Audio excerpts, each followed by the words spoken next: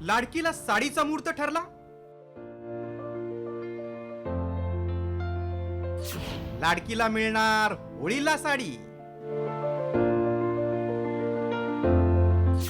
नवीन साडीनं सण होणार साजरा।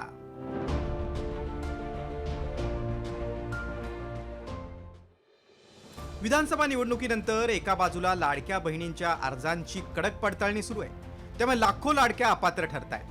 दुसऱ्या बाजूला पात्र लाभार्थ्यांना आणखी खुश करण्याचा सरकारचा प्रयत्न आहे। लाभार्थ्यांना सरकारनं गिफ्ट देण्याचं ठरवलंय। होळीच्या निमित्तानं रेशन दुकानातून साड्यांचं वाटप होणार आहे।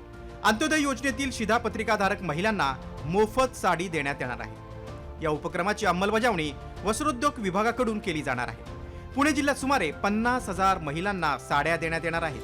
त्यामध्ये सर्वात जास्त साड्या बारामती तालुक्यात दिल्या जाणार आहेत। त्यामुळे होळीच्या सणाला लाडक्या बहिणींवर आनंदाच्या रंगाची उधळण होणार आहे। पुणे जिल्ह्यात कोणत्या तालुक्यातील किती महिलांना लाभ मिळेल पाहूयात। एकूण साड्यांची संख्या 48,874।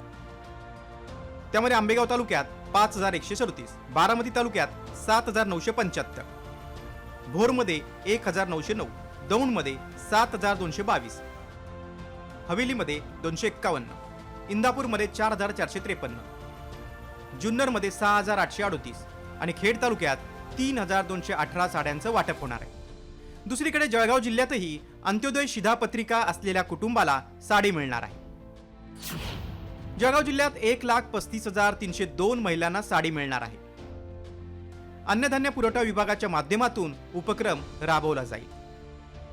ग्रामीण आणि शहरी भागातील सर्व रेशन दुकानांवर अंत्योदय कार्ड धारकांच्या संख्येनुसार होळी निमित्त साड्या उपलब्ध करून दिल्या जाणार असल्याची माहिती अधिकाऱ्यांनी दिली आहे। लाडकी योजनेचा आर्थिक भार जास्त झाल्यानं इतर योजनांना कात्री लावण्याची वेळ सरकारवर आली आहे। अशा स्थितीतच सरकारनं साड्या देण्याचा नवा घाट घातलाय। मात्र या साड्यांची गुणवत्ता चांगली असेल की नाही याबाबत आत्तापासून चर्चा सुरू झाली आहे। ब्युरो रिपोर्ट, साम टीव्ही।